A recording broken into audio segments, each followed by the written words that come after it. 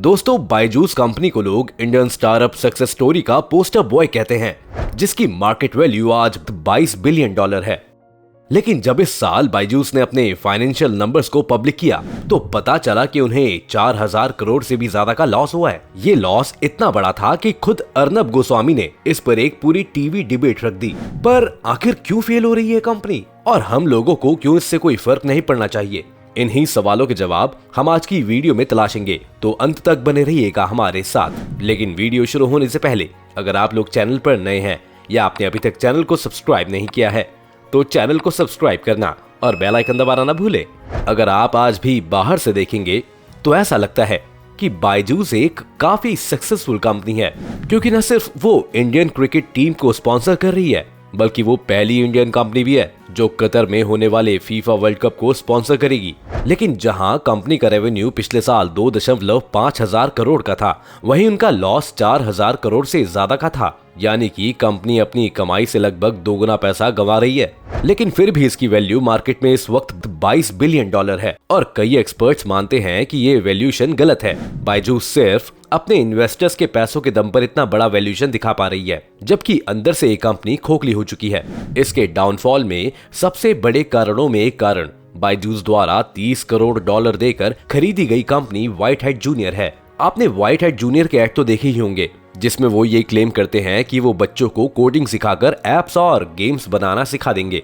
इस कंपनी ने कई सारे एड्स सोशल मीडिया पर भी डाले थे, जहां इन्होंने क्लेम किया था कि इनके प्लेटफॉर्म से सीखकर 7 से 8 साल के बच्चों को गूगल जैसी कंपनी से जॉब के ऑफर्स आने लगे हैं। व्हाइट हैट जूनियर के लिए सब अच्छा चल रहा था, लेकिन फिर इनके कोर्सेज का सच जनता के सामने आने लग गया। ये कोर्सेज बहुत ही बेसिक कोर्सेज थे और इन्हें पढ़ाने वाले टीचर्स को भी ज्यादा कोडिंग की नॉलेज नहीं थी। यहाँ सिर्फ बच्चों का वक्त बर्बाद किया जा रहा था। और जब ये बात प्रदीप पुनिया जैसे एक्टिविस्ट ने जनता में बतानी चालू करी तो व्हाइट हैट जूनियर ने इन पर केस कर दिया, और इस वजह से मीडिया और बाकी लोग इस कंपनी के और ज्यादा खिलाफ हो गए, जिस वजह से इनकी ग्रोथ काफी रुक गई। व्हाइट हैट जूनियर के साथ एक परेशानी ये भी है कि जो लोग ये कोर्सेज खरीद भी रहे हैं उन्हें मेंटेन करना भी कंपनी के लिए मुश्किल हो गया है, क्योंकि हर बच्चे को पर्सनल क्लासेस देनी पड़ती हैं, और इसलिए जितने ज्यादा कस्टमर्स होंगे उतने ही ज्यादा टीचर्स की भी जरूरत होगी, जो कि उनकी ऑपरेटिंग कॉस्ट बढ़ा देती है। बायजूस को जो 4000 करोड़ का लॉस पिछले साल हुआ है, उसमें से 2.5 हजार करोड़ का लॉस तो सिर्फ व्हाइट हैट जूनियर के कारण ही हुआ है।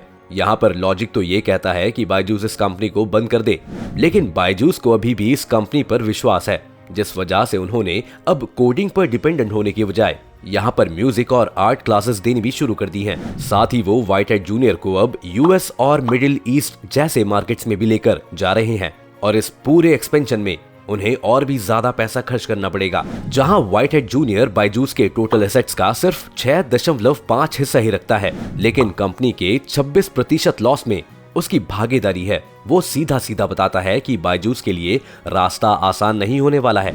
लेकिन बायजूस के फेल होने की सिर्फ यही वजह नहीं है, बायजूस को उनका खुद का सिस्टम भी फेल कर रहा है। बायजूस एजुकेशनल कोर्सेज नहीं बल्कि डर बेचता है। बायजूस की सेल्स टीम के ऊपर हमेशा कोर्सेज को बेचने का प्रेशर रहता है, और इसलिए वो एक डर बढ़ाने वाली स्ट्रेटेजी को फॉलो करते हैं, जिसमें इनकी सेल्स टीम का कोई आदमी जो टीचर होने की एक्टिंग कर रहा है, आपके और आपके पेरेंट्स के साथ बैठकर एक वर्चुअल सेशन लेगा। पेरेंट्स के सामने एग्जीक्यूटिव बच्चों से जानबूझकर मुश्किल सवाल पूछते हैं ताकि बच्चा जवाब ना दे पाए, और ये लोग पेरेंट्स को बोल सकें कि अगर आप इसकी पढ़ाई पर ध्यान नहीं देंगे और सिर्फ स्कूल के ही सहारे रहेंगे तो हो सकता है इसका फ्यूचर बर्बाद हो जाए। ऐसी बातें सुनकर कई पेरेंट्स डर के कारण बायजूस का कोर्स खरीद लेते हैं। अब इसमें सेल्स टीम की भी कोई गलती नहीं है, सेल्स टीम के ऊपर भी बहुत प्रेशर है।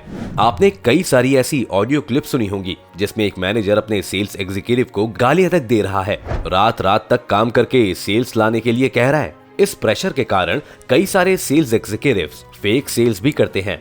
फेक सेल्स का मतलब होता है कि वो खुद ही के लिए कोई कोर्स खरीद लेंगे और उसे बाद में कैंसिल करके अपना रिफंड ले लेंगे ताकि उनकी नौकरी बची रहे।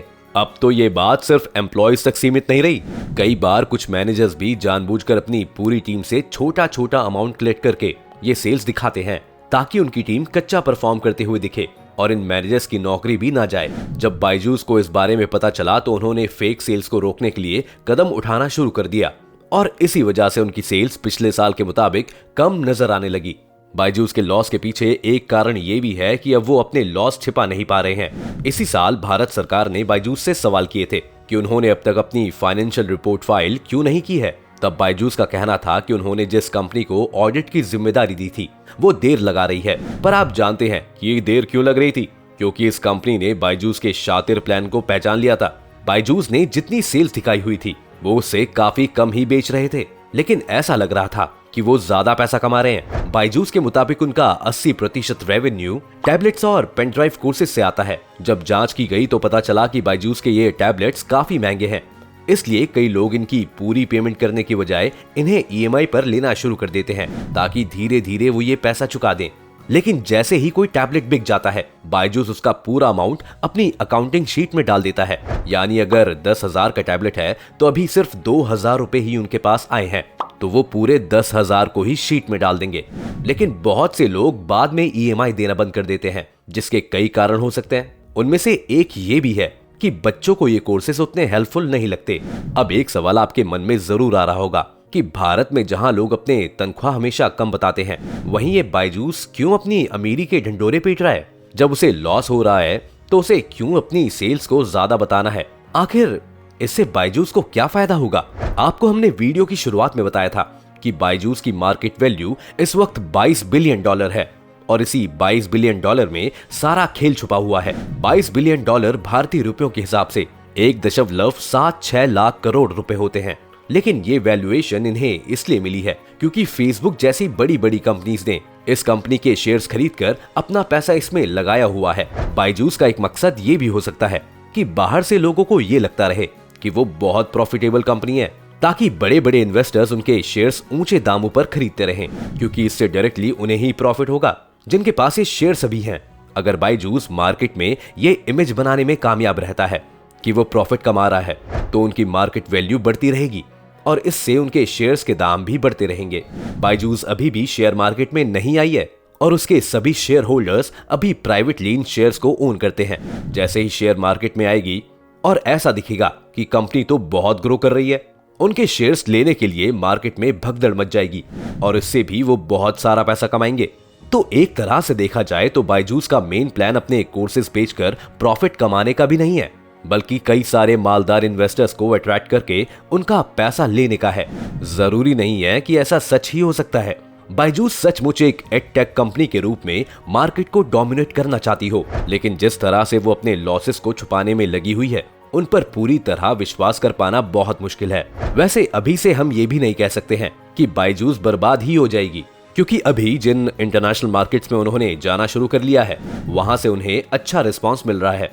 जिस तरह शुरुआत में उन्हें भारत से मिला था, ये देखना दिलचस्प होगा कि वो वहां पर लंबी गेम खेल पाएंगे या नहीं। जब तक लॉकडाउन था तब तक भी कंपनी के प्रोडक्ट्स की डिमांड काफी ज्यादा थी, लेकिन लॉकडाउन खत्म होने के बाद जब बच्चों ने दोबारा स्कूल जाना शुरू कर दिया, तब से भी बायजूस के लिए नई परेशानियां खड़ी हो गई हैं। अब देखते हैं बायजूस कैसे सरवाइव करती है। क्या आपने या फिर आपके परिवार में किसी ने बायजूस या व्हाइट हैट जूनियर का कोर्स कभी खरीदा है? और आपका इनके स्टडी मटेरियल के बारे में क्या कहना है? अपनी राय हमें कमेंट्स में जरूर लिखेगा। उम्मीद है आपको आज की इस वीडियो से काफी कुछ नया सीखने को मिला होगा। अगर आपको ये वीडियो पसंद आई हो तो वीडियो को लाइक करें, और अगर आप चैनल पर नए हैं या आपने अभी तक चैनल को सब्सक्राइब नहीं किया है तो चैनल को सब्सक्राइब करना और बेल आइकन दबाना ना भूलें।